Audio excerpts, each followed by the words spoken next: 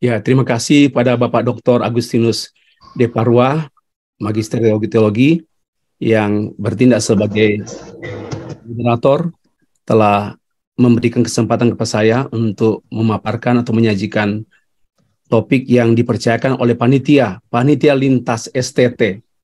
Suatu hal yang luar biasa. Baik, izinkan saya share materi.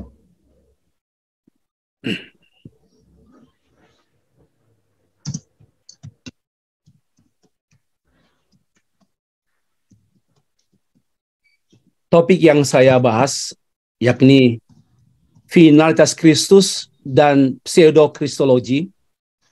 Saya tidak dalam rangka versus, tidak memversuskan, tidak membanding-bandingkan. Karena Kristus tiada banding. Ya, apalagi dibandingkan dengan kepalsuan.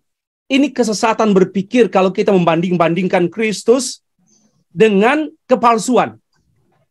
Ya, oke, jadi saya mengklarifikasi istilah, jangan ada versus. Christ is one and only, no versus. Ya, kita harus clear di tengah-tengah dunia yang penuh kabut. Nah, dalam arti ini, pseudo-kristologi yang saya masukkan ini adalah kristologi without Christ. Ini jelas kristologi without Christ atau kristologi tanpa Kristus.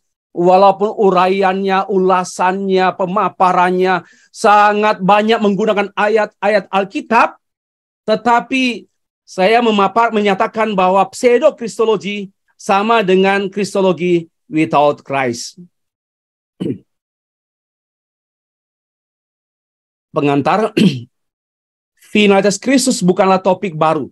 Ya, topik ini bukan hal yang baru, melainkan topik yang sudah lama dan sudah lama sejak Alkitab ditulis. Oke. Dan juga banyak ahli telah menulis ulang. Di antaranya di tahun 1933, ini khususnya era modern, Robert E. Spear menulis The Finality of Christ, Jesus Christ. Kemudian juga ada Leslie Newbigin, dia menulis tentang The Finality of Christ tahun 1969. Dia menulis itu dalam konteks dia menjadi misionaris di India. Ya, kemudian Clark Pinnock, The Finality of Christ in the World of Religion. Jadi sudah banyak, saya hanya menyampaikan bahwa apa yang saya sedang bicarakan ini, apa yang kita sedang pikirkan ini bukan hal yang baru. Di antaranya juga ada Donald G. Blost menulis tentang The Finality of Christ and Religious Pluralism, khususnya bangkitnya pluralisme agama pada awal era kontemporer. Dan juga ada seorang menulis tentang Christ the one and only, ya, orang Asia. Dan masih banyak juga yang menulis tentang buku-buku finalitas Kristus, buku-buku dan artikel-artikel pada jurnal-jurnal. Bapak Ibu sangat mudah menemukannya. Dan saya pun menulis ini pada tahun 2017. Saya menulis buku berjudul Finalitas Kristus dan Kekristenan. Jadi apa yang sedang kita heboh-hebohkan sekarang, saya sudah tulis sejak tahun 2017. Bukunya ini ada di toko buku. Di saya tidak ada. Kalau meminta boleh, tapi kalau mau beli, saya tidak mau jual. Oke ya, finalitas Kristus dan kekristenan. Pertanyaan, apakah pada waktu kita menyatakan bahwa Kristus is one and only, apa kita menjadi arogan? Atau kemudian jangan berkata demikian, kita harus toleran. Atau kita mengatakan, sudahlah, abaikanlah, ignorant. Saya mengupas dalam 360 halaman finalitas Kristus dan kekristenan. Nah, mengawali pemaparan ini saya mengajak kita sejenak memikirkan tentang pre-understanding Kristologi. Ini harus ada pada setiap orang percaya bahwa finalitas Kristus bukan hanya sebagai satu doktrin Kristen atau teologi Kristen. Finality of Christ bukan hanya sebagai doktrin Kristen, tetapi finalitas Kristus adalah core belief system dari kekristenan atau Christian core belief system. Jadi dia sentral dan dia membentuk sistem sehingga tidak boleh ada yang meleset, tidak boleh ada yang menyimpang sedikit pun sudah tidak mungkin lagi disebut Christian. Ya, tidak mungkin karena ini menyangkut core belief. Suatu keyakinan yang inti dan tersistem. Ya, karena itu implikasinya finalitas Kristus adalah jantung yang menentukan jatuh bangunnya, sakit sehatnya gereja. Jadi gereja sehat bukan lihat pada manajemen gereja yang bagus. Sehat sakitnya gereja dilihat pada pemahaman, keyakinan, pengakuan mengenai finality of Christ di gereja tersebut. Jatuh bangunnya hamba Tuhan pun, bahkan mati hidupnya hamba Tuhan pun diukur dengan keyakinannya pada core belief system, yaitu finalitas Kristus.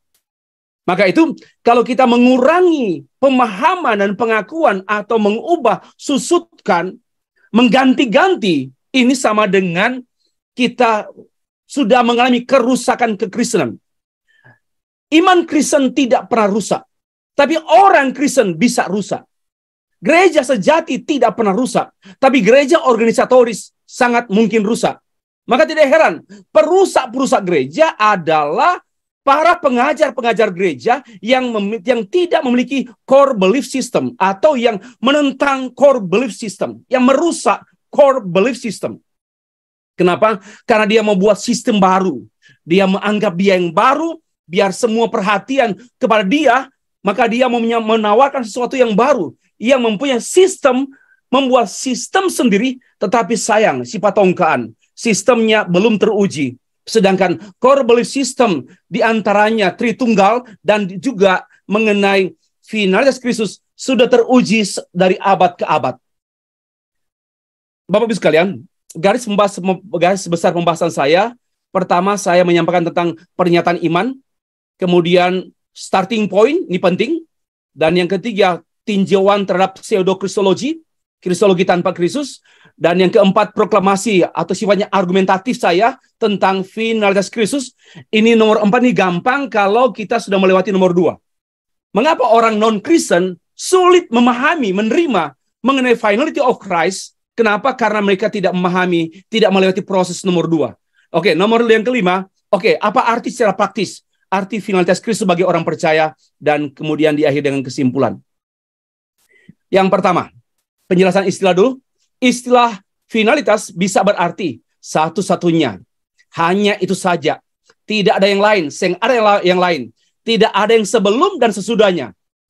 Uniqueness. Supreme. Yang unggul. Inti. Pusat segala yang ada. That's Christ. Christ is one and only. There is no others. Tidak ada yang lain. Dia ada tidak ada sebelum Kristus dan sesudah Kristus, dan dia adalah supreme, dan dia inti dunia, inti not only inti gereja, tapi inti sejarah dunia, dan dia pusat sejarah dunia, not only pusat sejarah kekristenan. Maka itu yang kedua, istilah yang kedua, pseudo, artinya palsu, tidak nyata, bayang-bayang, menyerupai. Dan ini biasa dipakai dalam literatur-literatur yang dianggap suci, atau diantaranya pseudepigrapha. Namun tidak termasuk dalam kanon Alkitab. Ini dua istilah yang akan menjadi memandu kita untuk mengerti uraian selanjutnya. Pernyataan iman finalitas Kristus. Finalitas Kristus muncul begitu eksplisit pada era reformasi, dengan kata solus Christus, atau hanya Kristus saja. Dan contohnya Martin Luther sangat menegaskan all of Scripture anywhere deal only with Christ. Semua bagian kitab suci itu semuanya berurusan hanya Kristus. Only Christ. Hanya demikian pula dengan John Calvin. Nothing else than that God comprehended in Christ alone. Tidak ada yang lain untuk memahami Allah kecuali dalam Kristus saja. Memahami Allah, mengerti Allah dalam Kristus saja. Tidak ada pengenalan akan Allah, pengenalan tentang Allah without Christ. So Christ is the key to understand, to know God. Ya, key. Itulah pentingnya penegasan para reformator. Kemudian ini menjadi akar pengakuan iman Protestan sampai sekarang. Ya, termasuk Pentakosta pun Protestan. Di antaranya kita memperhatikan pada abad 16 pengakuan iman Augsburg dalam artikel yang ketiga, Jesus Christ alone bring about the reconciliation of humanity with Christ. Itu menekankan tentang alone, Christ alone, dalam kaitannya dengan karya rekonsiliasi manusia dengan Allah. Jadi only Christ. Kemudian dalam Westminster, pengakuan iman Westminster pada abad 17 juga ditekankan only begotten Son to be the mediator between God and man. Jadi menekankan only begotten Son, menekankan only Son, the mediator. Jadi sangat menekankan mengenai finalitas Kristus. Nah, kemudian akar pengakuan iman Protestan ini kemudian dirumuskan oleh kelompok, masih banyak pengakuan iman, tetapi saya hanya melihat highlight saja, garis besar. Kemudian dirumuskan oleh pengakuan iman kaum Injili. Di antaranya pada tahun 1974, The Lausanne Covenant, artikel ketiga, we affirm that there is only one Savior and only one gospel. Only one Savior and only one gospel. Memang sekalipun ada banyak pendekatan penginjilan, but ingat, only one Savior and only one gospel. Sama, itu jangan lihat dua. Kemudian juga selanjutnya, Jesus Christ bring himself to only God man who gave himself as the only ransom for the sinners is the only mediator between God and people. Only mediator between God and people. There is no other name by which we must be saved. Ya, ini sudah jelas pengakuan. Kemudian kalau kita perhatikan ada sejumlah ayat Alkitab yang menjadi acuan dari kaum Injili menyatakan finalitas Kristus. Yang pertama, anak tunggal, monogenes. Tidak ada anak tiri, tidak ada anak punggut, dan tidak ada anak angkat. Yang hanya ada anak tunggal, monogenes, one and only, he is the Christ. Oke, Yohanes 1 ayat 14. Lalu tadi sudah dikemukakan oleh Pak Esra, Soru, dan juga sudah dikemukakan oleh Pak Abraham tentang ego emi. Akulah jalan, kebenaran, dan hidup. Tidak seorang pun yang datang kepada Bapa kalau tidak melalui aku. Aku is the key. Aku is one and only way. Jadi ini pernyataan yang sudah akrab dengan kita. Yohanes 14 ayat 6. Kemudian juga khotbah Petrus. Kalau tadi ini merupakan narasi Yohanes pada waktu dia membuka kitab, memulai kitab Yohanes. Kemudian ini pernyataan Tuhan Yesus. Dan ini merupakan pernyataan Petrus yang saya perlu garis bawahi di sini. Ada dalam ayat 8 sebelum ayat 12 ada ayat Petrus penuh dengan Roh Kudus. Dalam inspirasi Roh Kudus, Petrus berkata demikian, dan keselamatan tidak ada di dalam siapapun juga selain di dalam Dia, sebab di bawah kolong langit ini tidak ada nama lain yang diberikan kepadanya, kepada manusia yang olehnya kita dapat diselamatkan. Only Christ, Christ alone. Kisah Rasul pasal 4 ayat 12. Ya, mohon maaf, saya agak cepat karena slide saya 53 slide. Saya harap bisa memenuhi waktu. Tadi baru introduksi, sekarang kita mulai masuk ke anak tangga pertama. Starting point. Afirmasi, konfirmasi, dan konklusi awal untuk memahami finalitas Kristus. Inilah bagaimana kita membaca Alkitab. Mengapa orang Islam, Hindu, Buddha tidak bisa menerima Alkitab? Karena mereka tidak memiliki cara pandang Alkitab atau worldview yang saya rumuskan dalam sejumlah pernyataan berikut. Starting point. Okay. Afirmasi filosofis. Setiap agama dan kepercayaan pasti di dalamnya memiliki final claim sebagai core belief atau basic belief yang membentuk belief system. Ya, semua agama. Ya, semua. Termasuk Kristen. Agama yang belief system lemah akan memperkuat agamanya dengan cara apapun. Dia akan menjadi agresif, aktif.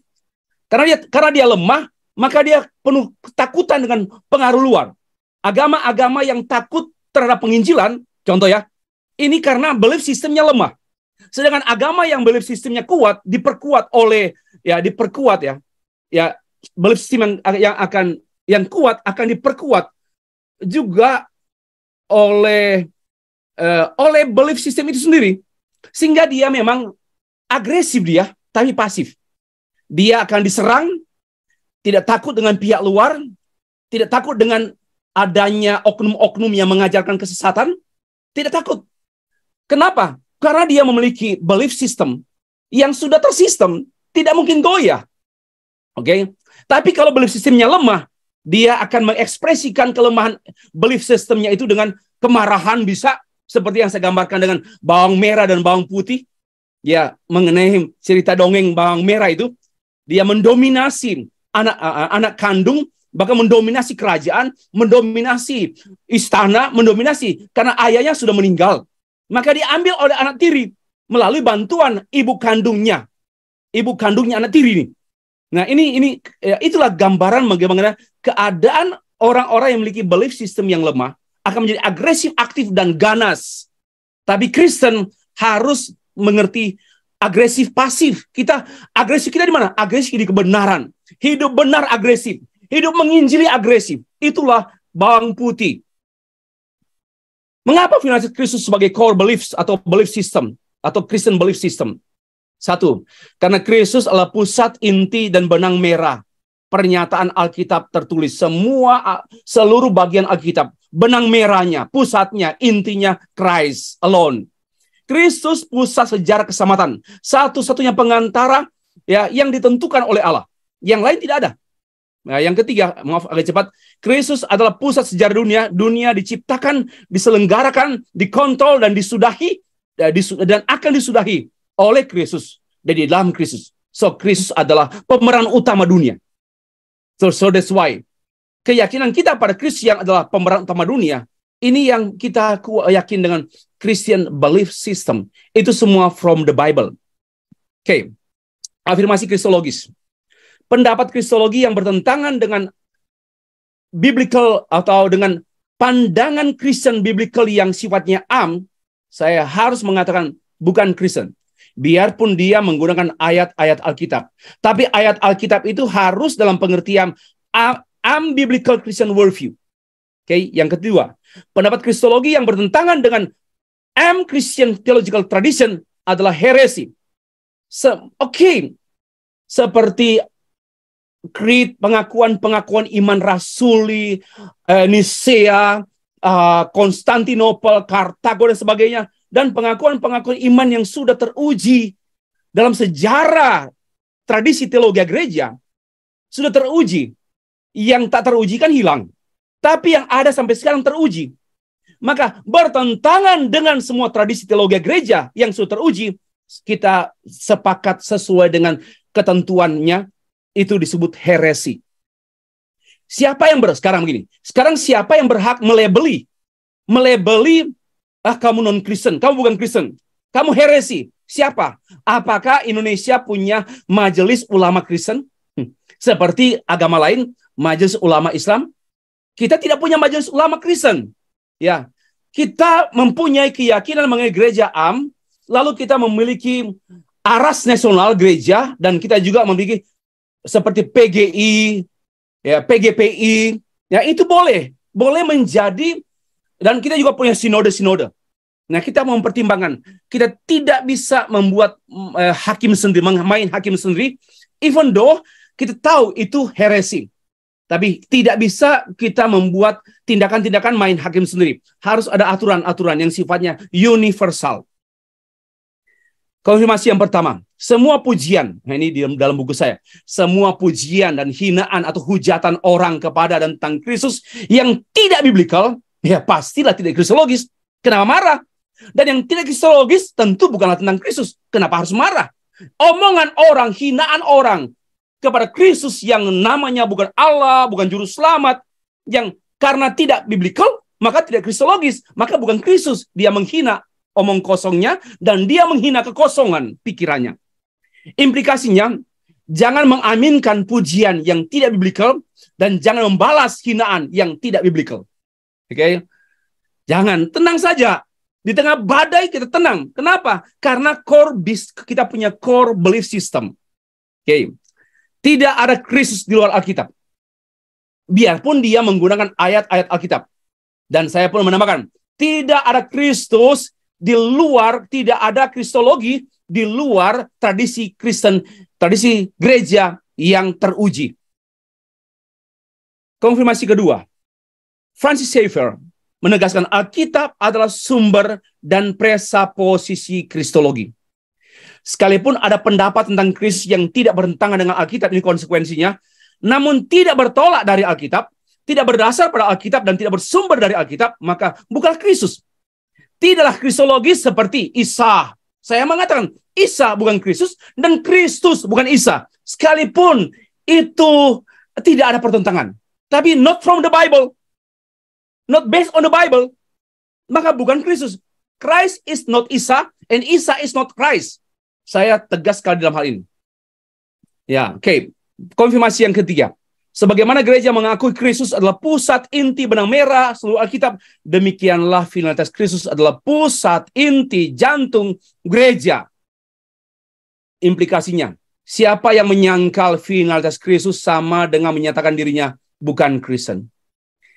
Finalitas Kristus tidak bisa ditawar-tawar dan tidak bisa dikurangi sedikit pun. Tidak bisa diganti dan sebagainya. Ini konfirmasi yang ketiga. Konklusi awal, tidak ada Kristus yang sesungguhnya di luar Alkitab. Tidak ada kristologi yang teruji selain teruji dalam sejarah selain yang telah diakui oleh gereja Am. Jadi jangan coba-coba menyajikan, memaparkan, memberi argumentasi, menggugurkan semua yang teruji dan kita sendiri belum teruji. Pendapat kita belum teruji, ya, belum dikaji, belum diuji, lalu sudah menguburkan dan menolak semua tradisi gereja. Ini satu kesalahan berpikir atau kesesatan berpikir. Yang ketiga, tinjauan terhadap kristologi tanpa Kristus. Pseudo, mulai dari hal praktis ya. Saya menolak finalitas Kristus itu. Joseph Toh membukakan 3 pendekatan orang Kristen terhadap finalitas Kristus. Yang pertama, ada orang percaya Kristus karena aspek manfaat. Percaya Kristus, ya dia juru selamat, maka dia percaya. Aspek manfaat ini yang menguasai juga dipengaruhi oleh pragmatisme, filsafat pragmatisme. Semua yang berguna bermanfaat itu yang perlu kita aminkan. Ya, hati-hati di sini. Yang kedua, pendekatan berdasarkan perbandingan. Maka itu saya tadi kan tidak membandingkan antara finalitas Kristus dengan pseudo kristologi. Saya nggak ada banding. Pendekatan berdasarkan perbandingan, Yesus lebih bijaksana, Yesus lebih baik, Yesus lebih berkuasa. Maka we believe in Him. Ini satu kesalahan berpikir. Yang ketiga, pendekatan perpaduan atau sinkretisme. Mencari kesamaan dan persatuan Kristus dengan hal-hal yang lain. Demi efektivitas penginjilan. Demi efektivitas kita diterima oleh society. Dan demi hubungan yang baik, peace. Demi damai yang palsu. Saya katakan demi damai yang palsu. Yaitu mencari perpaduan kristologi dengan aspek-aspek lain. Ini yang saya katakan sinkretisme. Ini 3 pendekatan yang saya katakan sangat menolak finalitas Kristus. Tidak menghormati Kristus. Oke.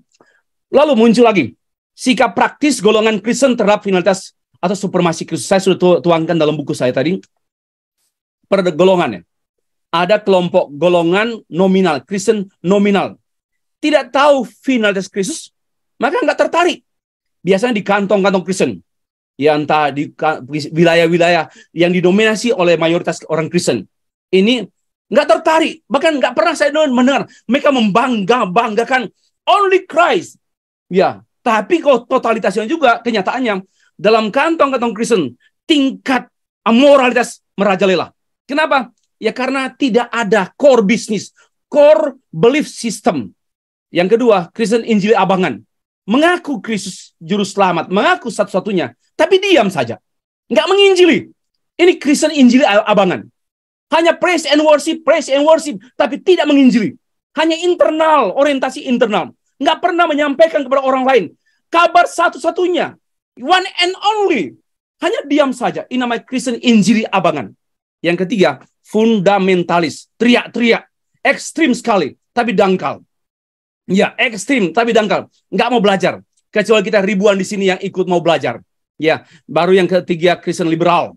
Melihat Yesus hanya moral. Yesus sebagai orang pribadi yang baik sudah diulang-ulang tadi oleh 2 pembicara sebelumnya. Dan juga pluralis Katolik, Kristus relatif. Maka itu anonymous Christ, anonymous Christian dan sebagainya. Itu ini sudah bukan hal yang baru ya. Saya sudah jenuh, saya sudah bosan bicara berkali-kali. Kemudian pluralis Protestan. Yang final itu finality of Christ itu hanya mitos. Bahkan Christ, if you worship God, if you worship Christ, you are kita menyembah berhala. Why? Mengapa orang berpikir sekonyol seperti ini, serendah seperti ini? Alkitab membukakan 2 Korintus pasal 4 ayat 4. Mereka tidak melihat cahaya Injil tentang kemuliaan Kristus karena pikiran mereka telah dibutakan oleh ilah zaman ini. Dibutakan oleh ilah zaman ini. Karena itu sambutan Dirjen tadi juga menegaskan, hati-hati dengan filsafat. Saya tidak anti filsafat, tapi ada filsafat yang kosong, seperti yang dikemukakan dalam Kolose juga. Filsafat yang kosong, hanya pemuasan, bukan untuk menyembah Allah, tapi untuk pemuasan akal pikiran. Oke, lebih lanjut lagi. Tinjauan historis ilmu, ini harusnya ilmuwan Kristen terhadap finalitas Kristus. Mulailah pada abad 19. Bangkitnya teolog liberal yang merendahkan Kristus, meremehkan Kristus. Kristus hanyalah sebagai manusia yang baik, yang tingkat moralnya tinggi. Kemudian tahun 1962 sampai 1960 ada Konsili Vatikan. Di sana berperan tokoh-tokoh teolog Katolik yang handal, dan mereka membuat rumusan. Sebelumnya mereka percaya tidak ada keselamatan di luar Katolik, but after Konsili Vatikan kedua, mereka membuat rumusan baru bahwa there is possibility ada keselamatan di luar gereja Katolik. Dan kemudian muncul baru diikut oleh kaum pluralis Protestan, ya, di antara John Hick yang mengakui there is other way. Ada jalan lain untuk bertemu dengan Allah. Dan seterusnya. Dengan teori Kopernikusnya dan sebagainya. Saya sudah bosan selama 18-19 tahun ngomong ini. Oke, terus. Kemudian kesimpulan Yesus Seminar. Yang melihat, Yesus Seminar, satu kajian-kajian mengenai originalitas teks, kemudian menyimpulkan ternyata Yesus bukan Allah. Dan seterusnya. Temuan-temuan Injil non-kanonikal. Yang Injil Yudas, Injil apa telah muncul dalam sekitar 15 atau 20 tahun terakhir ini. Cukup heboh. Coba dikemukakan. Maka itu banyak teolog juga yang coba mengkajinya, kemudian menelanjanginya. Dan sekarang terdiam. Coba, Yesus Seminar terdiam. Non-Injil kanonikal terdiam. Yang tak terdiam, Yesus adalah satu-satunya. Alkitab tidak pernah terdiam dan tidak pernah didiamkan. Semua teologi liberal pun diam, tidur atau mati. Konsili Vatikan pun diam semua. Kenapa? Karena memang palsu tidak bertahan lama. Yang palsu tidak akan bertahan lama. Tapi yang asli, dia diam, tapi dia bergerak dari dalam. Kenapa? Core belief system. Oke. Kemudian keselamatan di luar Kristus. Saya sudah tulis. Jadi berapa buku di Indonesia yang saya baca, termasuk ada keselamatan di luar Kristenan. Ya, pendapat para pribadi teolog. Tolong disikapi secara tulisan. Mari kita perang akademis. Harus tulis. Kalau dia menyampaikan pendapat dalam bentuk tulisan, marilah kita menguji, memeriksa, mengkaji tulisan-tulisannya. Dan saya sudah mengkaji. Ada kemungkinan, jadi ada keselamatan yang sempurna, ada keselamatan yang kurang sempurna. Katanya begini, keselamatan yang kurang sempurna itu yaitu tanpa Kristus. Jadi bisa, tapi selamat. Keselamatan yang sempurna dalam Kristus. Ini kan omong kosong, Nyai Roro Kidul. Kemudian Yesus bukan juru selamat, itu yang sekarang kita sedang hangat-hangat. Dan masih akan muncul pandangan-pandangan yang langsung menyerang core belief system kita. Oke. Sekarang keempat, saya dengan mudah. Dengan apa yang saya paparkan sebelumnya, ini mempermudah kita membaca Alkitab. Ada 14 proklamasi presuposisional saya mengenai finalitas Kristus. Yang pertama, ontologi final Kristus. Yesus Kristus ada sebelum segala ciptaan yang ada. Hanya pencipta yang ada sebelum segala yang ada. Tidak ada sesuatu yang ada sebelum dia. Maka itu Nabi Yesaya menegaskan tentang Allah, akulah yang dahulu dan akulah yang terkemudian. Tidak ada Allah yang selain daripadaku. Dan juga Yesus Kristus menyatakan dalam Injil-Injil dan kemudian ditulis oleh Yohanes, akulah Alfa dan Omega. Jadi Allah Bapa, Allah Yesus Kristus adalah final. Tidak ada selain dia. Tidak ada sesudah dan sebelum dia. Ini berdasarkan pengertian yang kita baca tadi dari dua teks. Nah, Yesus pada hakikatnya Allah, dan dari dirinya sendiri, dan dengan dirinya sendiri tidak menjadi Allah, dan tidak diangkat sebagai Allah. Ya, ini bukan adopsionisme ya, gugur. Ia ada bersama dengan Allah secara ontologis, dan dia menjadi manusia melalui inkarnasi ontologis pula.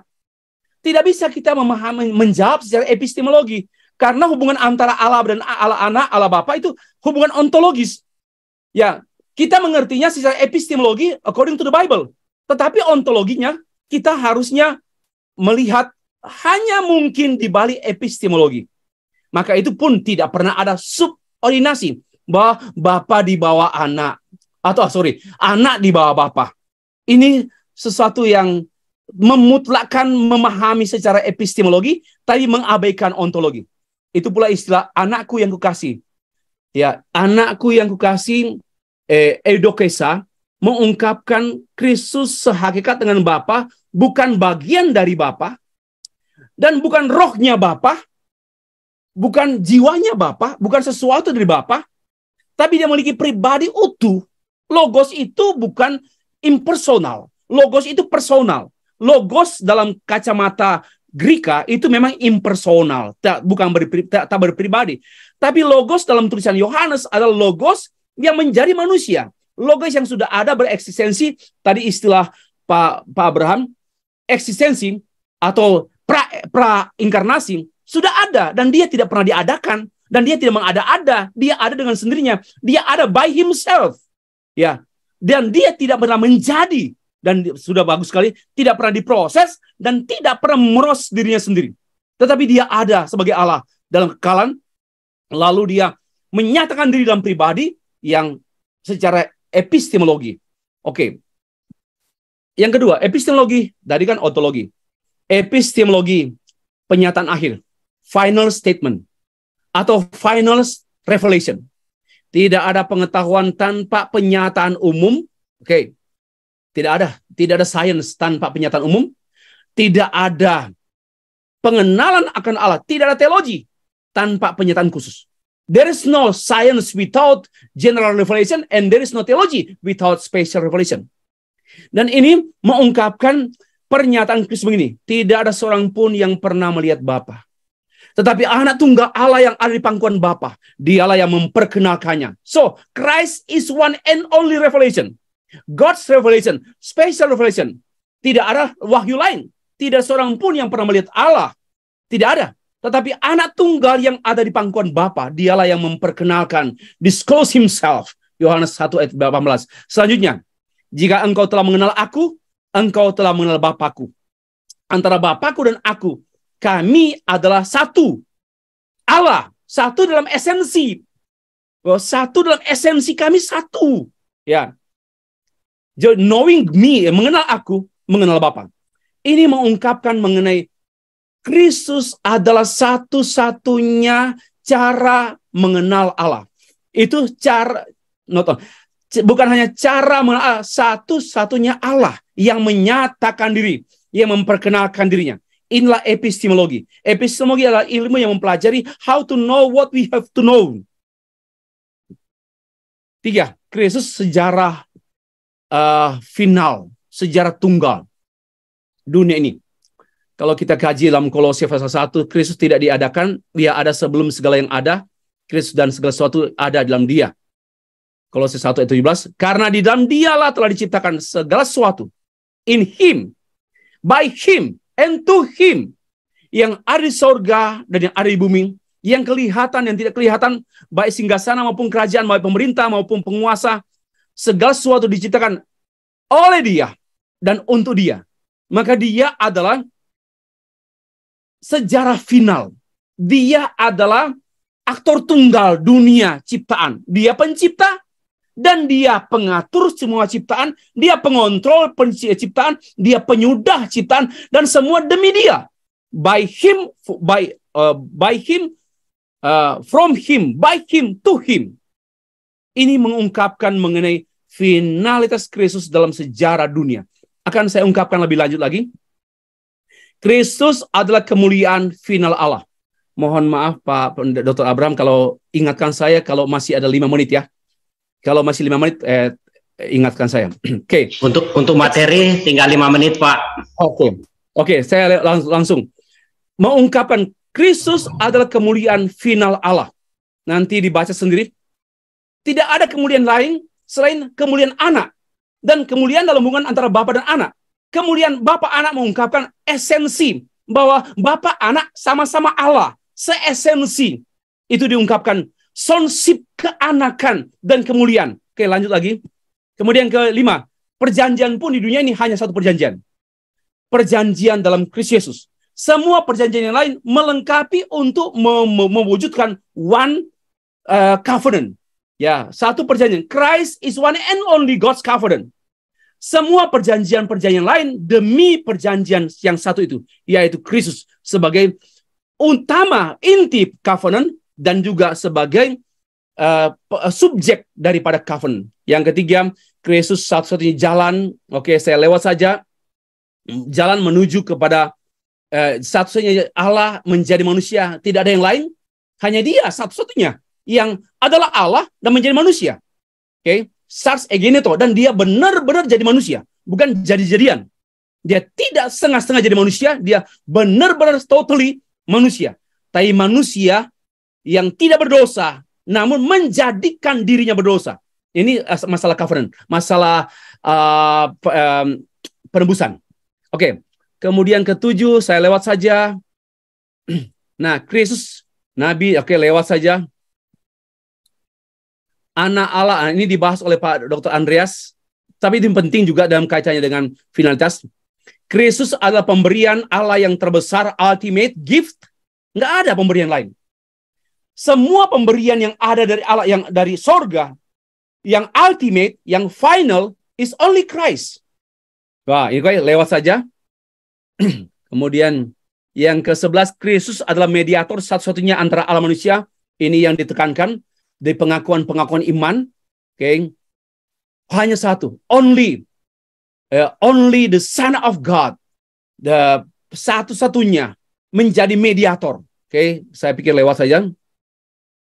Nah, Kristus pun adalah kebutuhan dan solusi final. Tidak ada yang lain. Semua keperluan manusia hanya keperluan bayangan. Keperluan utama manusia adalah Christ. Christ is the ultimate need of human being. And Christ is the ultimate solution of human problems. Kan seperti itu. Kemudian yang ketiga, Kristus pusat sejarah dunia. Memang ini menghebohkan karena pasti banyak orang nggak suka. Tapi saya menegaskan bahwa dunia ini Alkitab sentralnya Kristus, dan dunia ini dimulai oleh Kristus, dan Kristus adalah pemeran utama sejarah dunia dari permulaan sampai kiamat sampai akhir. Maka itu Kristus adalah pusat sejarah dunia, bukan hanya pusat sejarah gereja. Pusat, tapi tidak punya waktu untuk terangkan, silakan baca sendiri. Saya sudah berikan materi ini ke panitia, nanti panitia teruskan kepada peserta. Yang terakhir, Kristus pusat sejarah keselamatan manusia. Kristus pusat sejarah dunia, ya, politik, ekonomi, sosial, budaya, hukum, dan sebagainya berpusat pada sejarah Kristus sebagai asal muasal, sebagai pengontrol, dan sebagai penentu, dan sebagai penyudah sejarah dunia. Sejarah dunia tidak pernah berakhir dan diakhiri oleh perang Ukraina dan Rusia. Sejarah dunia tidak bisa diakhiri oleh satu tokoh dunia. Sejarah dunia tidak bisa diakhiri oleh satu bangsa, satu negara. Sejarah dunia diakhiri oleh pencipta dunia ini, yaitu Christ sebagai Allah pencipta. Nah, saya pikir saya perlu waktu untuk arti finalitas yang kelima. Bapak Ibu, arti finalitas Kristus bagi orang percaya. 14 argumentasi mengenai finalitas Kristus bukanlah hiasan yang dipamerkan, yang saya paparkan tadi, bukan hiasan, bukan untuk ditonjol-tonjolkan dan mengganggu orang beragama lain, bukan juga senjata untuk membalas serangan musuh, bukan. Dan bukan materi studi banding, bukan. Saya nggak ada banding, jangan dibanding-banding, no. Melainkan finalitas Kristus memberikan satu pastoral assurance, satu jaminan pastoral kepada orang percaya. If you continue in your faith, established and firm, not move from the hope held out of the gospel. Ini memberikan satu ketenangan.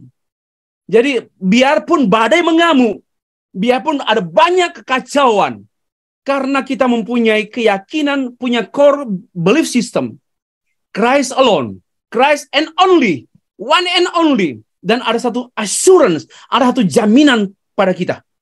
Dan keyakinan kita bukan keyakinan kosong, tapi keyakinan yang berjamin dengan jaminan. Yang kedua, dia memberikan satu dorongan, evangelistic responsibility. This is the gospel that you heard and that has been proclaimed to every creature under heaven, and of which I, Paul, have become a servant. Inilah yang membuat Paulus bergairah dalam penginjilan.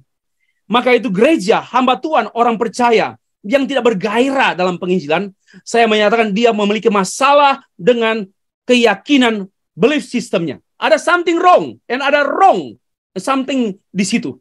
Ya, kenapa? Karena orang yang memiliki keyakinan kokoh tentang core belief system, tentang Trinitas, tentang finality of Christ, maka dia akan menjadi orang yang hidup tenang, dan juga dia akan bersemangat, berapi-api dalam pemberitaan Injil, yaitu memberitakan, karena hanya satu, tidak ada banyak, hanya satu-satunya, dan banyak yang tidak tahu.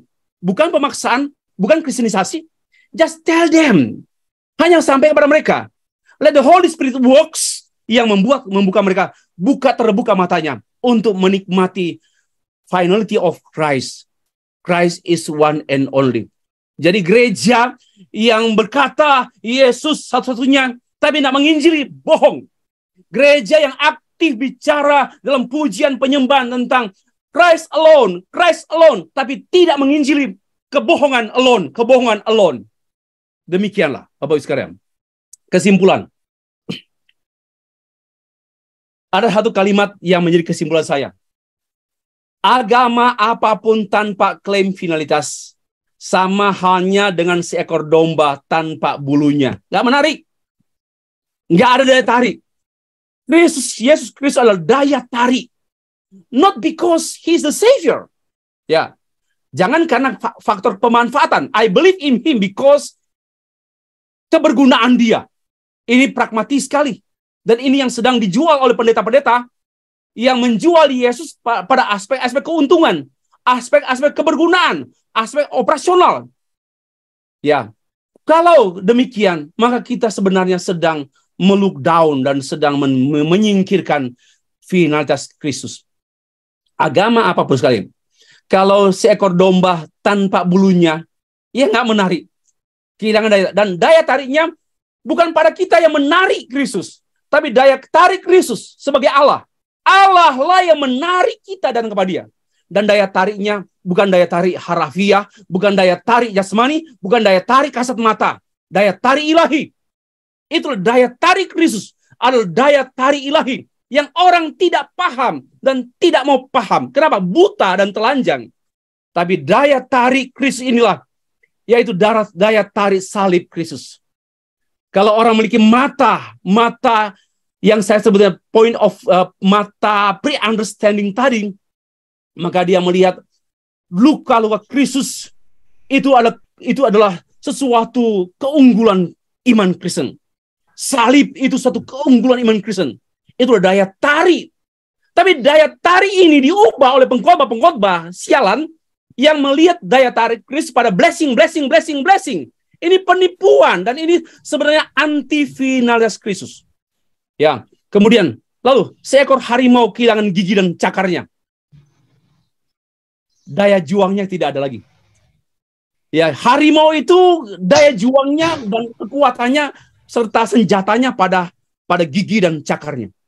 Kalau finalitas Kristus tidak dimiliki dan tidak diyakini dan tidak menguasai orang percaya, maka dia tidak punya daya tarik, daya juang. Maka itu Kristennya ya hanya Kristen simsalabim, malam siang berganti malam mati. Ya, tidak ada daya juang untuk penginjilan, tidak ada juang untuk hidup benar, hidup berkenan pada Allah, hidup mempengaruhi society, menghadirkan Injil di dunia sosial, politik, ekonomi dan sebagainya. Seorang buta tanpa tongkat, tanpa arah. Ya, tanpa arah.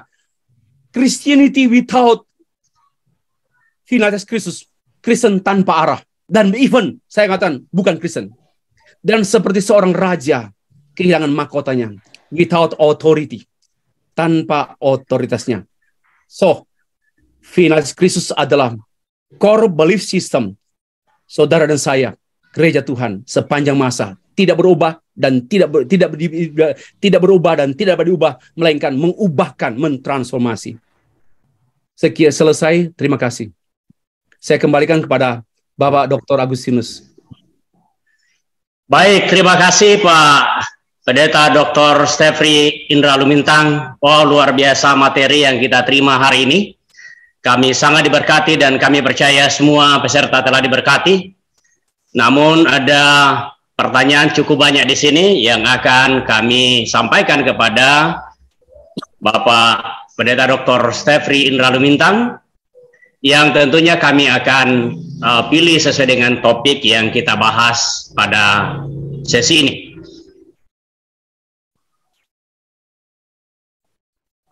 Ya, yang pertama ini ada pertanyaan dari Bapak Yehuda Andrew. Siang Pak Stefri, terima kasih untuk paparannya. Saya punya dua pertanyaan.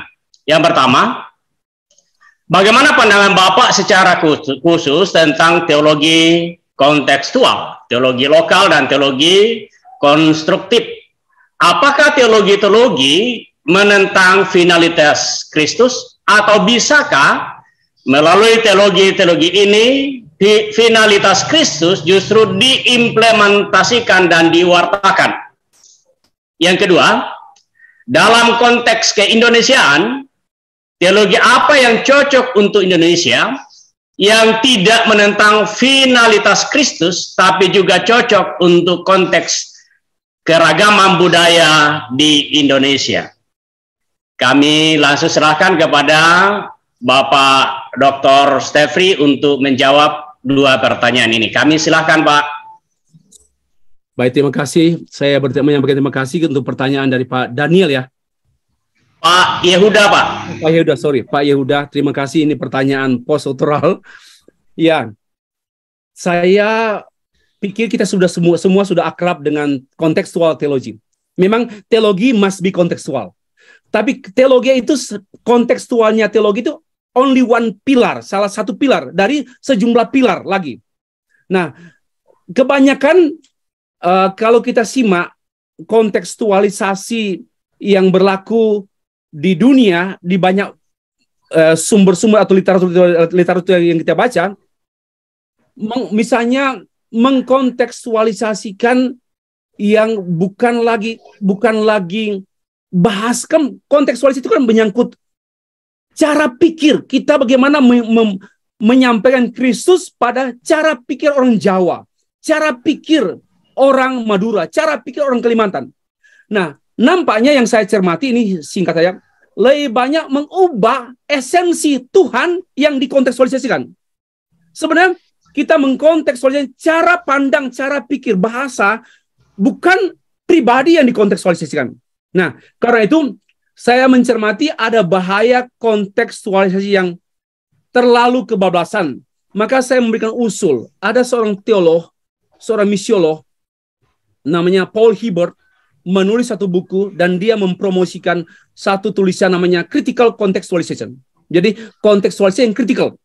Itulah cara sehingga kita bisa mengkomunikasikan Injil dalam budaya-budaya yang sudah dikritisi. Saya pikir seperti itu. Nah, lalu kira-kira bagaimana kita mengkontekstualisasikan Kristus dalam keindonesiaan? Ya, tidak mengubah Kristus. Memang kadang-kadang ya, bisa saja yang berubah itu cara pikir, berubah itu bahasa, berubah itu pengertian. Tetapi Christ tidak berubah. Namun bisa disusutkan pada waktu penjelasan. Nah, teologi apa yang cocok untuk Indonesia? Ya, ini pertanyaan cukup luas. Ya, saya harap buku saya akan diterbitkan. Saya baru sedang proses meminta Pak Yudi Latif, beberapa tokoh untuk memberikan komentar terhadap buku saya yang saya tulis mengenai teologi kebebasan beragama di Indonesia. Ya, jadi tinggal kira-kira Pak Yehuda, tema-tema apa dulu? Tema-tema apa dulu untuk kita kaji dalam konteks Indonesia? Ya, kalau mau bilang teologi yang general, Pancasila. Menurut saya, teologi yang general sifatnya aman untuk seluruh Indonesia, yaitu teologi ketuhanan, kemanusiaan, persatuan, teologi demokrasi, teologi keadilan. Dan saya pikir itu yang tidak akan mengganggu finalitas Kristus. Itu dulu dari saya. Terima kasih. Baik, terima kasih Pak Stefri yang telah menjawab pertanyaan yang begitu baik. Kita masuk ke pertanyaan berikut dari Pak Budi. Ini masih berkaitan dengan pertanyaan dari Pak Yehuda tadi. Dari Pak Budi berkata begini, pendapat Bapak tentang toleransi di Indonesia, sampai di mana batasan finalitas Kristus? Demikian pertanyaannya Pak Stefri, kami silakan. Baik, terima kasih Pak Budi. Ini juga pertanyaan yang bagus karena saya berdialog dengan Pak Yowas Adi Prasetya. Ya, beliau menyatakan sebenarnya toleransi ini, dan saya setuju. Toleransi ini sebenarnya tidak bisa dijadikan satu patokan yang utama. Karena begini, contoh dia bilang, kalau saya melihat orang di depan saya mengganggu di transbus ya, lalu ada pemuda yang mengganggu seorang ibu, dan saya toleran, saya oke lah. Atau begini, saya berada di public area, kemudian banyak orang merokok, dan saya tidak menegur dia, jangan merokok. Ini saya toleran. Nah, toleran ini tidak bisa kita terapkan untuk semua hal. Ya, sampai kita mentoleransi, oke lah, enggak apa-apa kau merokok di depan banyak orang, saya toleransi. Bukan istilah seperti itu. Maka itu istilah toleran itu sebenarnya punya kandungan pengertian yang lebih rendah. Ya, lebih rendah. Yang lebih sesuai dari saya, menurut saya, kita mengintegrasikan. This is my proposal. Jadi, menurut saya, yang lebih sesuai untuk saya, Pak Budi, bagaimana kita mengintegrasikan mengintegrasikan itu lagi tema-tema teologi kebangsaan, tema-tema itu dengan teologi Kristen. Kita integrasikan, dan saya sudah tulis 2 artikel bagaimana mengintegrasikan aspek-aspek tertentu dari bangsa kita, entah keadilan, entah kemanusiaan, kealahan, diintegrasikan dengan teologi Kristen. Itu sangat mungkin. Tapi kalau bilang toleransi, sekali lagi ada kandungan negatifnya toleransi, yaitu mentoleransi, ya oke lah, memaklumi gitu. Jadi agak lemah. Saya mengusulkan mengintegrasikan hubungan antara bangsa dan negara. Dan itulah buku yang saya sedang proses untuk dipublish. Terima kasih Pak Budi. Baik, terima kasih Pak Pendeta Stefri. Jawaban yang sangat baik dan dibutuhkan. Pertanyaan berikutnya ini dari Bapak Yosua Sondak. Beliau berkata begini, berkaitan dengan penjelasan Bapak tadi bahwa tidak ada keselamatan di luar Kristus. Ada anggapan bahwa jika seseorang yang bukan Kristen lalu mengaku percaya kepada Yesus lalu hidup sesuai dengan kehendak Tuhan, tapi tidak mau dibaptis dan masuk Kristen, maksudnya tidak mau dibaptis dan tidak masuk Kristen, apakah orang seperti itu juga dapat dikatakan percaya kepada Yesus dan diselamatkan? Kami silakan Pak Stefri untuk dijawab. Saya sudah tulis hal itu di buku saya Teologi Abu-Abu, mungkin 20 tahun yang lalu atau 19 tahun yang lalu. Ya, orang memang begini, kita juga tahu bahwa di Indonesia ini ada kelompok-kelompok tertentu yang berada dalam konteks masyarakat yang sangat ketat dalam agama non-Kristen kan, sehingga tidak mudah orang untuk believe in Christ lalu mendeklarasikan imannya dengan dibaptis dan menjadi anggota gereja. Kita paham itu. Dan kita hargai orang-orang yang bekerja, bergerak, melayani dalam dunia itu. Tapi jangan lupa bahwa yang utama itu gereja. Ya, jangan lupa bahwa Kristus yang percaya menjadi orang yang percaya pada Kristus itulah gereja. Jadi keselamatan tidak bisa dipisahkan dengan status sebagai orang percaya yang adalah gereja. Nah, kalau kita mendefinisikan apa itu gereja, ya tentu banyak definisi. tapi secara ini komunitas umat Allah yang hidup sesuai dengan apa yang Allah kehendaki, yaitu yang tertulis dalam Alkitab. Nah, sekali lagi saya tidak meremehkan perjuangan orang percaya, hamba-hamba Tuhan yang bergerak di front, ya, di garis depan dalam konteks itu, tapi kita harus kembali pada gereja, bahwa Allah mendirikan gerejanya. Ya, keselamatan itu sebagai pintu untuk masuk ke dalam gereja, ke dalam komunitas orang percaya. Sehingga pendapat tidak baptis, tidak menjadi orang Kristen, tentu itu kasus. Dan saya nggak tahu, kan itu kan kasusnya kan singkat ya, hanya pendek. Perlu ada uraian kasus yang panjang ya. Itu kan hanya berhenti mereka tidak mau jadi Kristen, tidak mau dibaptis. Hanya seperti itu. Saya belum tahu. Mungkin juga ada kelanjutan. Jadi kalau hanya berhenti di situ, ya itu tidak selesai. Itu kekristenan yang tidak selesai, itu firman yang tidak selesai. Tapi saya yakin bahwa para pemimpin gereja seperti ini ada kontinuitasnya. Seperti itu, Pak Yosua. Itu pendapat saya. Terima kasih. Baik, terima kasih Pak Stefri.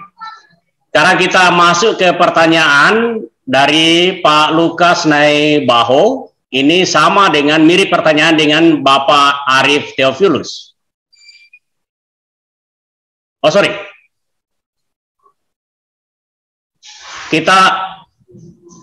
Dia bertanya begini. Apa bedanya, ini dari Pak Arif Theophilus, ya mirip dengan Pak Jokowi Silitonga. Apa bedanya Kristus dan Isa?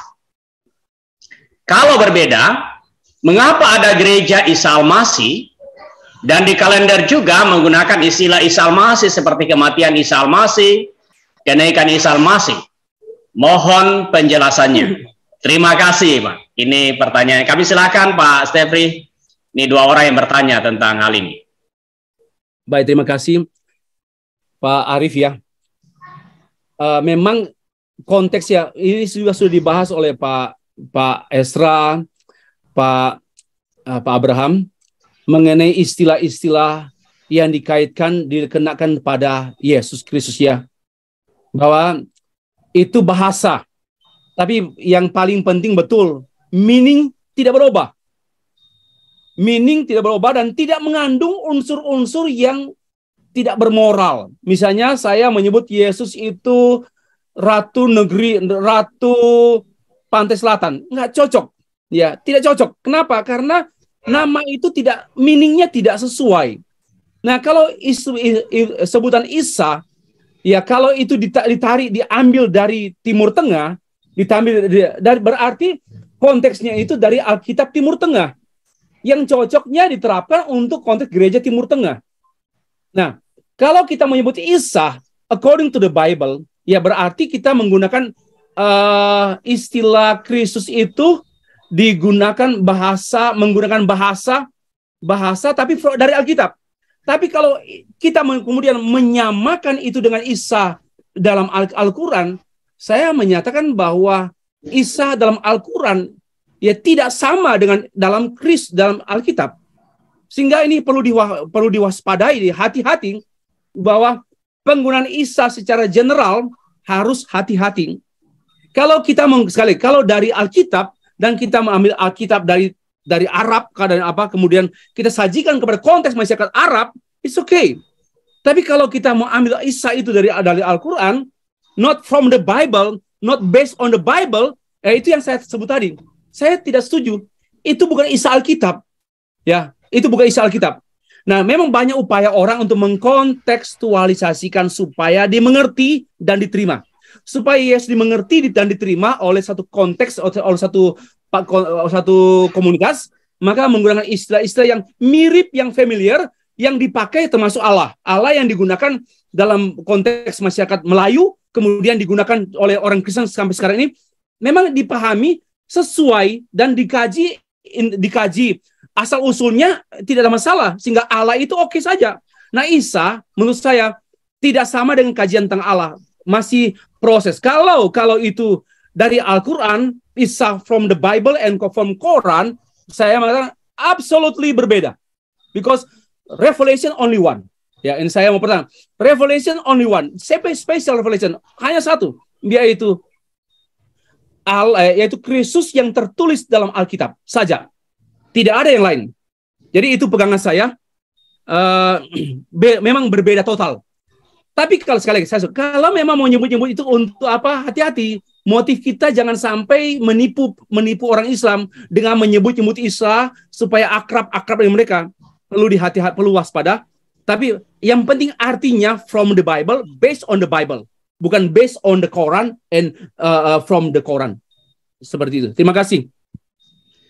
Baik, terima kasih Pak Stefri yang telah memberi jawaban yang begitu tegas kepada kita semua dan khususnya kepada penanya dari Pak Arief dan Pak Jokowi. Nah, ada pertanyaan lanjutan dari Bapak Lukas Naibaho.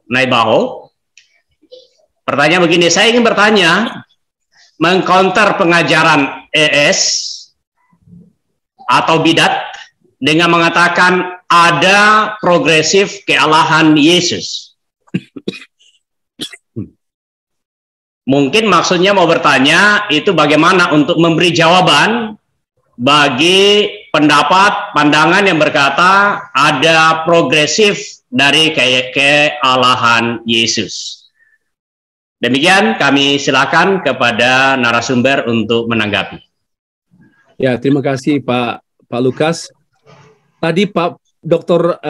Rubin Abraham sudah sangat tegas, agak sedikit emosi mengatakan tidak ada perubahan. Itu bagus sekali dan saya pikir sudah dijawab. Karena Allah itu tidak berubah dan dia tidak berubah karena dia tetap kekal. Masa kekal berubah? Dan maka dia ada progresif. Kalau mungkin bicara mengenai Yesus Kristus yang lahir dari kandungan seorang namanya Maria, kemudian dibesarkan, yang progresifnya itu secara fisik, tapi kealahannya tidak ada progresivitas. Ya, memang kayak membayar mobil ya. Kalau dua mobil maka pajaknya progresif ya. Kalau mobilnya 3, pajaknya bayar 3, progresif kan.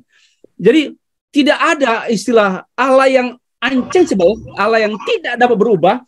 Kemudian karena dia Allah sudah sejak kekekalan.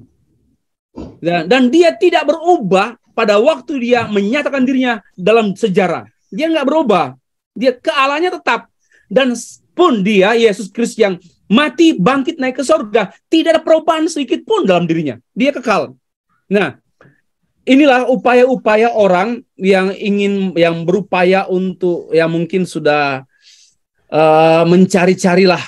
cari-cari konten baru atau cari-cari berita supaya menarik perhatian banyak pihak, sehingga mau coba keluar dari tradisi Kristen yang sudah tradisi Kristen yang sudah baku, akhirnya terjadi kecelakaan. Ya, bagi saya Allah itu kekal, maka dia tidak berubah dan dia tidak dapat diubah. Dan tidak ada perubahan progresif kealahannya. Dia tidak mengikuti teori filsafatnya Aristoteles, becoming. Dia tidak pernah becoming, because being. He never becoming, but being the eternal being. Keberadaan yang kekal. Ya, maka itu keberadaan Allah itu sama dengan kealahannya. Ya, kealahannya itu kekal dan sesuai. Jadi bukan begini, keberadaan Allah lalu dia menerima kealahannya. Nah, ini kacau. Memisahkan antara keberadaan Allah dan kealahan, ini kacau. Ini pasti kacau. Filsafat pun tidak mengaku itu. Ya, tidak ada ilmu yang menerima itu, bahwa keberadaan kecuali ya Nyai Roro Kidul atau kecuali dukun. Ya, dukun kemasukan kesurupan, roh. Tuhan bukan, Allah bukan begitu. Allah, keberadaan dan kealahannya itu satu kesatuan yang utuh. Allah ya berada ya Allah. Oke ya. Ini jawaban saya. Baik, terima kasih Pak Stefri. Ini ada pertanyaan lagi dari Pak John Sianipar. Terima kasih Pak Pendeta atas penjelasannya. Pertanyaan saya, apakah orang yang menolak finalitas Kristus, meskipun seorang Kristen, termasuk orang yang belum percaya, yang perlu menjadi sasaran Injil? Mari disilakan Pak Stefri. Ya Pak John, sebenarnya kalau mau kita diagnosa, terlalu banyak orang Kristen yang menolak finalitas Kristus. Tadi mau ikut Yesus supaya diberkati, itu menolak finalitas Kristus. Ya banyak yang praktis ya. Ya saya mau percaya Yesus karena Dia satu-satunya penolong, nggak ada yang lain. Nah kalau konsep kita begitu, maka sebenarnya kita melihat Yesus itu tidak final. Jadi kalau mau jujur, mari kita diagnosa jemaat atau orang Kristen Indonesia, apakah memang banyak yang terpanggil, sedikit yang terpilih? Apakah hanya orang-orang yang secara terbuka menyatakan Yesus bukan juru selamat? Apakah hanya Dia yang dapat dikategorikan telah bertentangan dengan pengakuan gereja yang sehingga disebut heresi? Menurut saya banyak sekali orang Kristen yang kan menyangkut core belief system. Tidak bisa diubah sedikit pun, tidak bisa dikurangi sedikit pun. Christ itu. Dia satu-satunya dari yang satu, bukan dari yang banyak. Simplicitas. Dia tunggal simplicitas, dia tidak terdiri dari, dia satu-satunya. Dia singularitas. Ketunggalan Kristus itu ada ketunggalan simplicitas dan ketunggalan yang singularitas. Nah, sehingga tidak ada yang jalan lain. Nah, tapi banyak orang berupaya untuk melihat Yesus ya dengan praktis, aspek kebergunaan, aspek komparatif. Setelah dibanding-banding antara Yesus dan ini, tak pilih Yesus lah. Ini bagi saya sebenarnya itu dia belum percaya. Dia hanya beragama. Dia belum percaya. Dan memang betul Pak John Sianipar mengatakan dia sasaran Injil. Betul. Masih menjadi sasaran Injil. Karena itu mengapa Pak Stephen Tong begitu berkobar-kobar untuk hadir di banyak negara di kantong-kantong Kristen untuk apa? Proclaiming tentang Kristus di banyak kantong Kristen. Karena yaitu Kristus belum final di banyak orang Kristen. Dan bahkan Kristus belum final di banyak gereja. Itu jawaban saya, terima kasih. Baik, terima kasih Pak Stefri.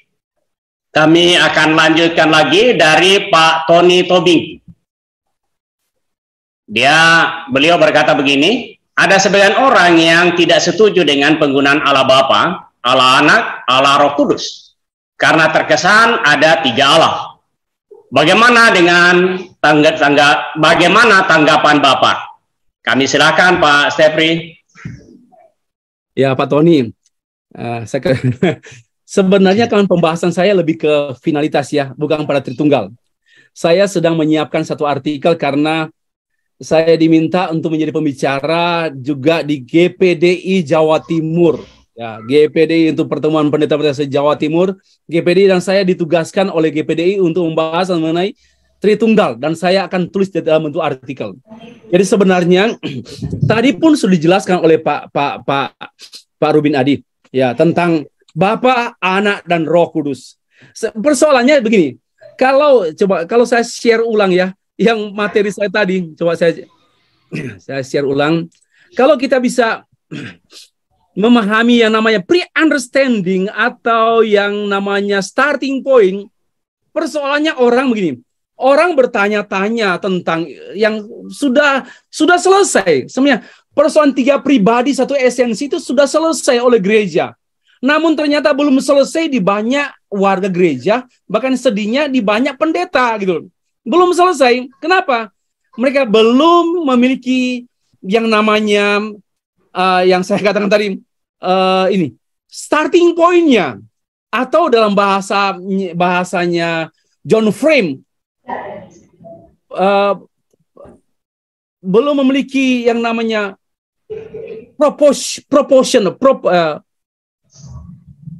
satu kesimpulan yang mendasari semua kesimpulan. Itu persoalannya.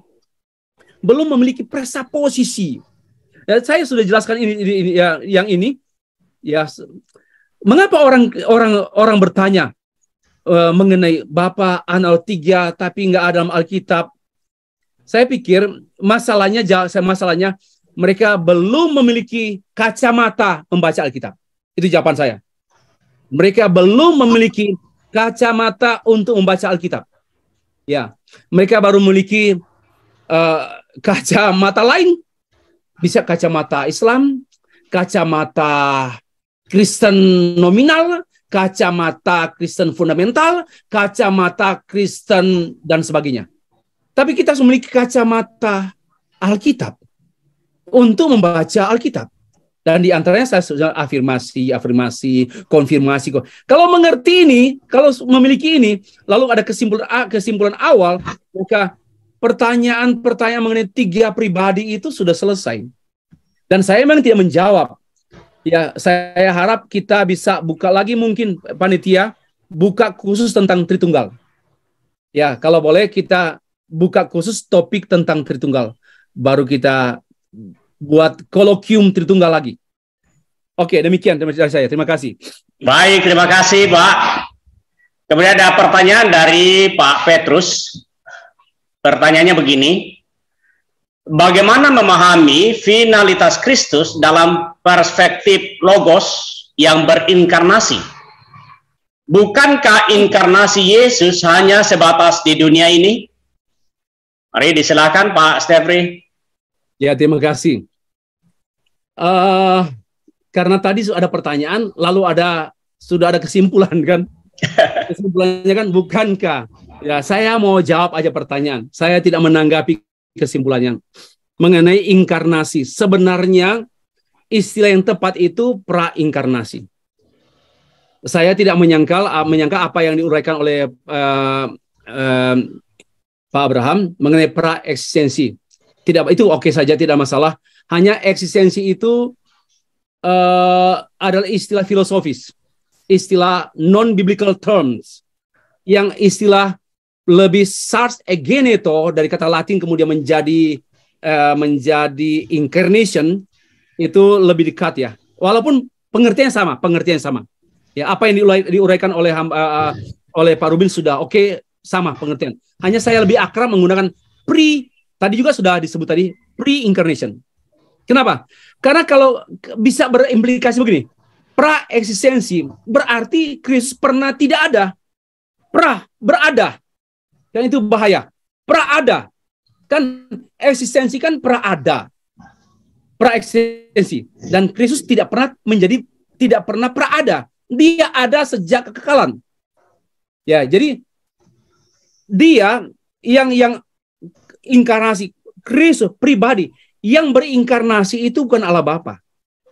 Yang berinkarnasi itu adalah Allah Anak, pribadi kedua Allah Tritunggal, yang menjadi manusia dengan menggunakan istilah logos.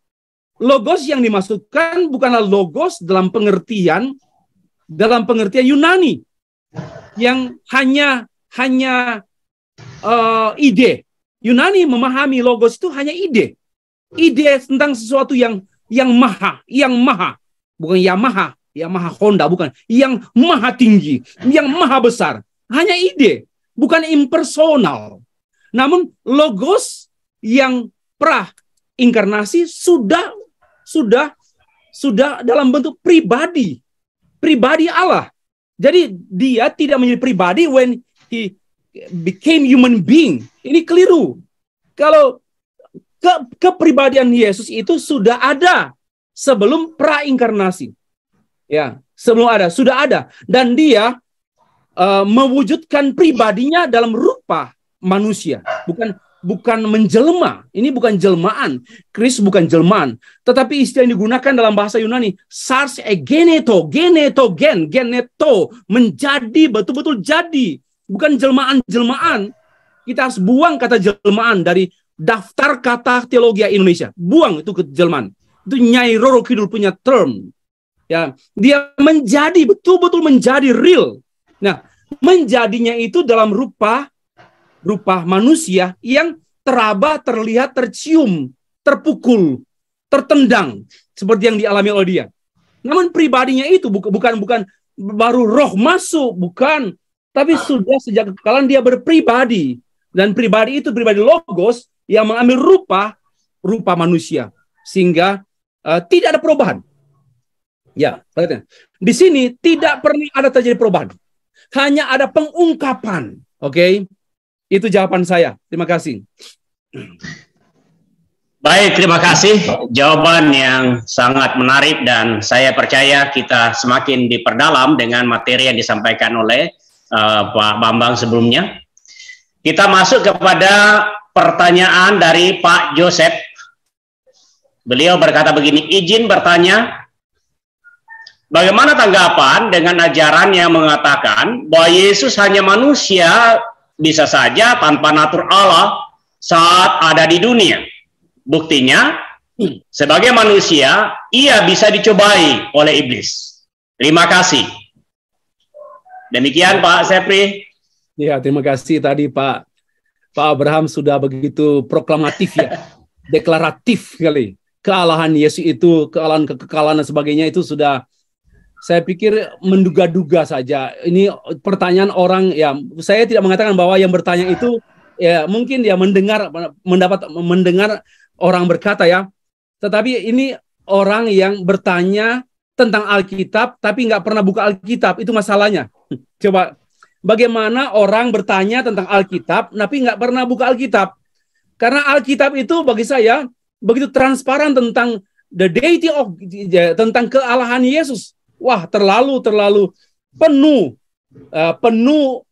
seluruh, not only di New Testament tapi juga di perjanjian lama, bahwa Yesus Kristus itu bukan Yesus perjanjian lama, bukan Yesus perjanjian baru, tapi dia Yesus antar perjanjian, karena dia adalah inti perjanjian. Maka from Genesis until Revelation, the core is Christ. Maka dan Christ itu adalah Allah, dan kealahan Yesus itu sudah diungkapkan oleh Pak Abraham tadi dengan begitu gamblang. Saya cuma mengkritisi saja bahwa pertanyaan tadi mungkin diteruskan dari orang yang tidak baca Alkitab tapi menanyakan Alkitab. Menurut saya lucu. Kalau menanyakan luar Alkitab boleh, berapa jumlahnya, tapi menanyakan isi Alkitab tapi tanpa membaca Alkitab, ini sulit lalu membuat kesimpulan seperti itu. Jadi menurut saya kita kembali nanti materi banyak buku-buku juga. Materi Pak Abraham sudah diberikan pada panitia, saya sudah lihat juga, dan panitia akan mengatakan akan memberikan kepada semua peserta. Materi saya pun akan saya setuju diberikan pada semua peserta, sehingga bisa juga mengkritikan, karena ini kan kita banyak hambatan. Bapak Ibu perlu mencermati kalimat-kalimat saya juga, perlu waktu. Jadi sekali lagi saya hanya mengomentari pertanyaan tadi, bahwa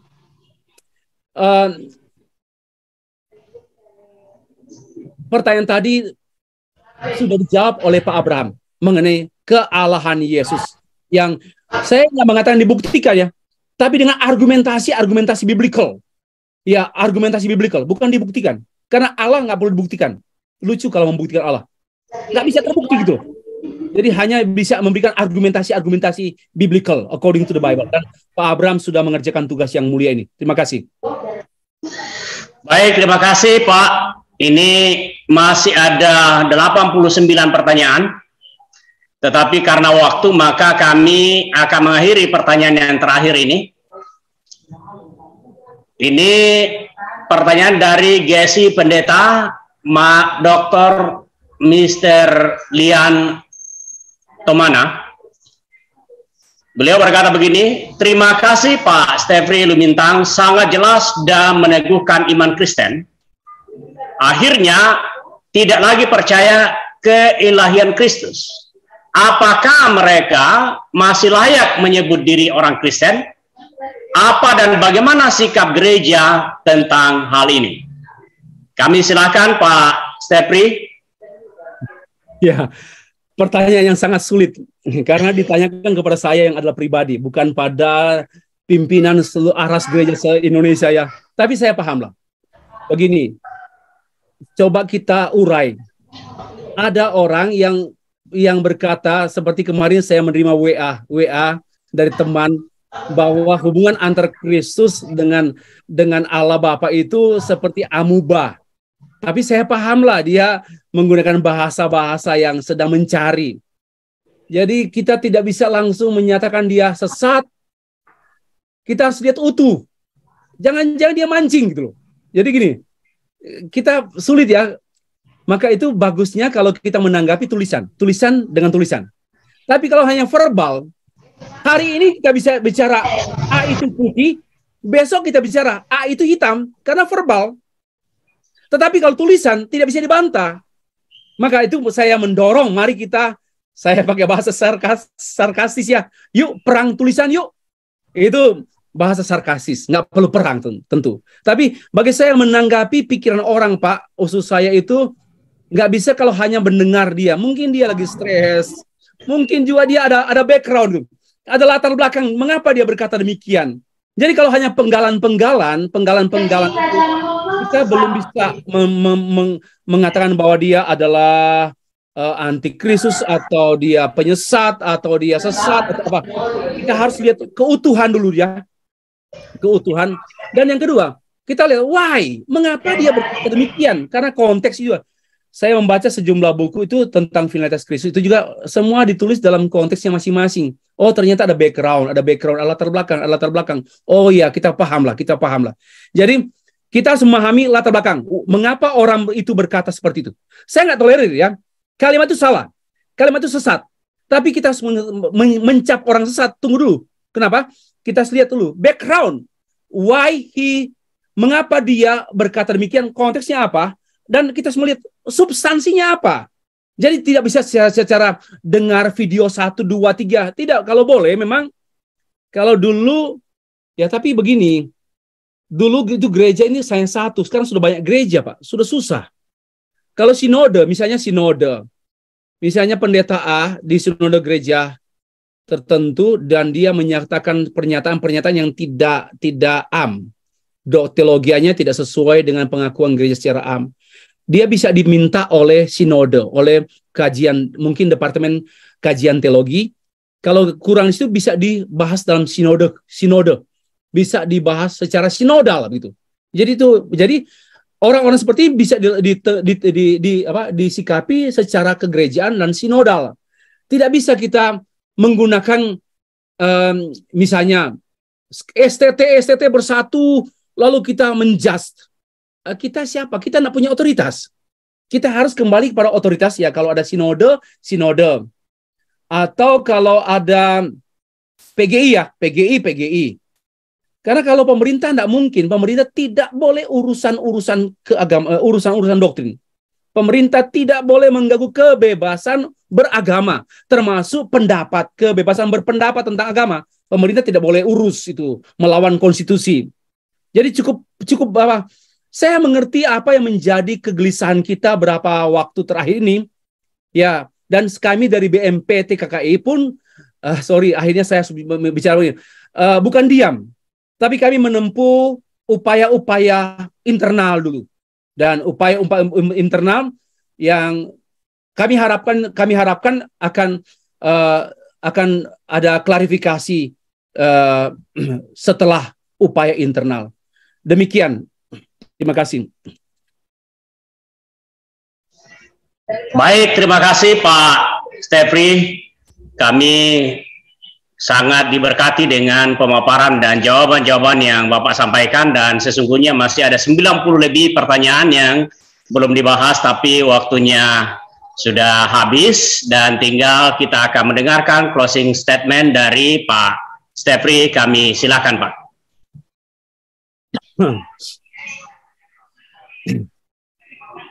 Saya cari-cari nih pernyataan penutup saya ini gini saja ya, bahwa finalitas Kristus itu adalah jantung gereja, jantung orang percaya. Karena itu sehat sakitnya pemahaman gereja, pengakuan gereja mengenai finalitas Kristus mengungkapkan sehat sakitnya gereja tersebut. Kedua, kalau kita betul-betul menjunjung tinggi menjunjung tinggi finalitas Kristus, dia only Christ, Christ alone, maka itu akan tergambar pada sikap ketenangan kita di tengah badai. Tenang di tengah badai. Why? Only Christ, Christ alone. Maka tenang di tengah badai, tapi gelisah dalam penginjilan. Itu closing statement saya. Terima kasih.